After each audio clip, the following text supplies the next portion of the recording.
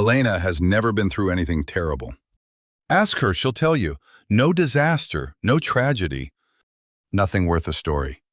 So explain this. She wakes up, braced like something is about to go wrong. She reads the mood of every room before she enters it. When someone says, "Can we talk?" her chest drops through the floor. And when life goes actually well, she can't relax until she finds the catch. Her friends call it personality. Organized, independent, a little intense. But here's a stranger way to see it. Every one of those habits is a skill. A skill she learned somewhere. For a job she was never supposed to keep. Today, we're going to follow one ordinary day of her life and count what it actually costs to seem fine. And at minute 8, a framework for teaching a nervous system what it never got to learn that the war is over. 7:04 a.m. The alarm hasn't rung yet. Elena is already awake. She usually is.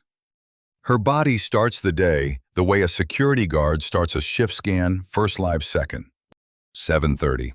She plans the day down to the minute. Backup plans for the backup plans. Her calendar looks like thoughtfulness.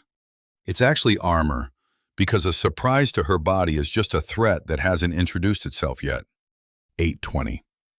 On the train, she rehearses a conversation that will never happen, both sides of it. She wins the argument in her head. She usually does. Nobody knows how many meetings she has already survived by 9 a.m. 9:15. At work, a coworker offers to take half of a brutal deadline off her hands. She hears herself say it before she decides to, "I'm fine. I've got it." She will stay until 8 tonight, alone, again. Helping is her native language.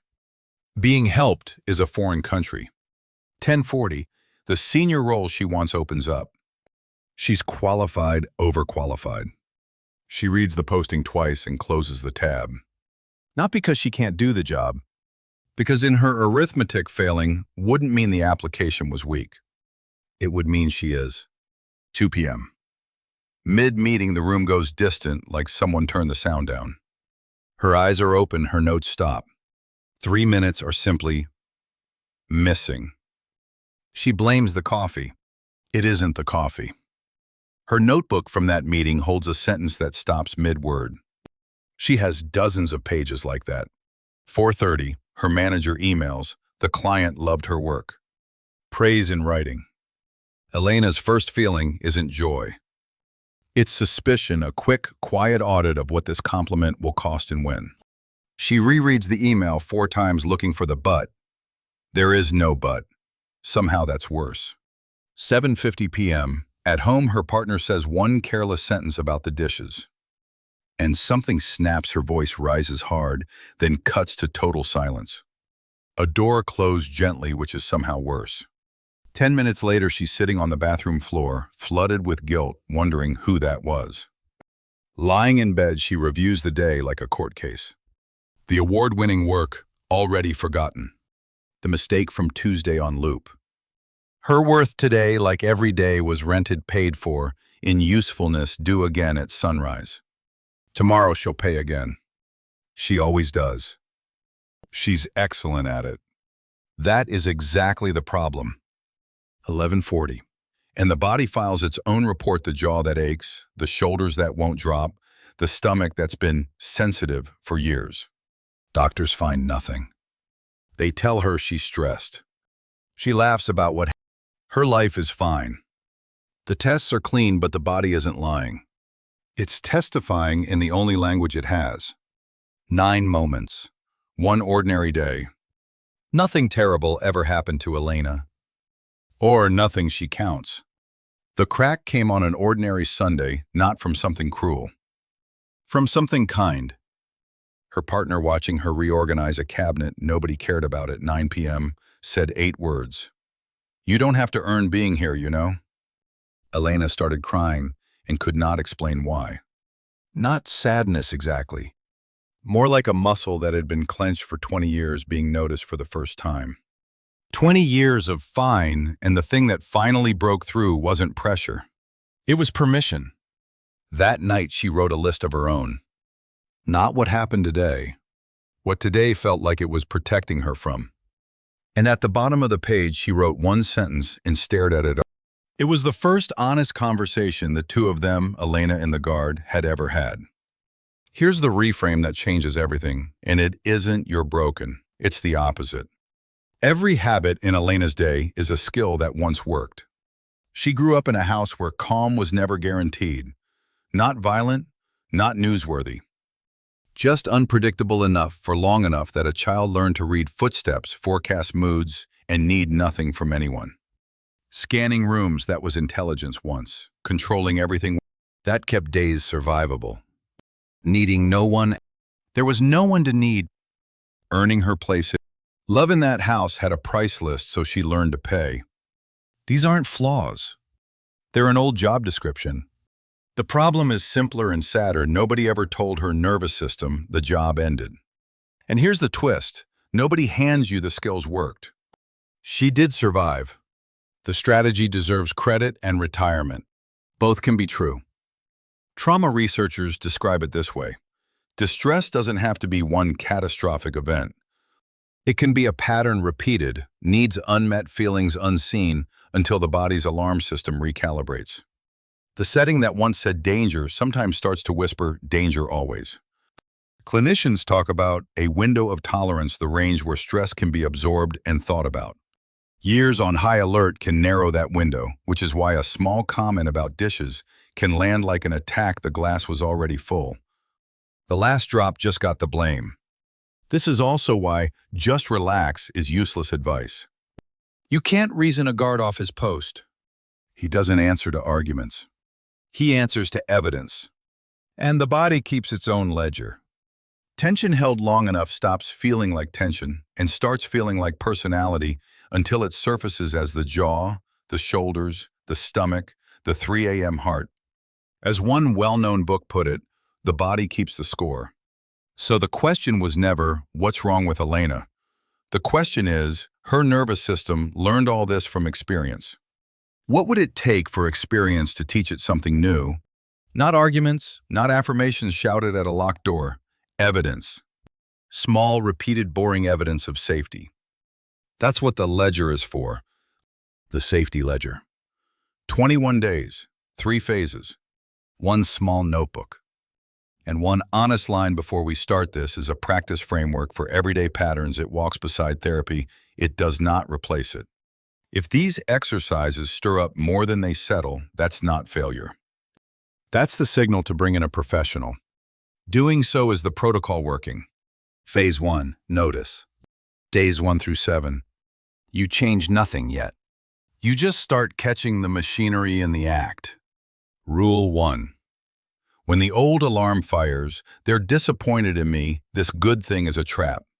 I can't ask for help. Don't argue with it. Rename it. I'm having the thought that I'm a burden. One small phrase of distance.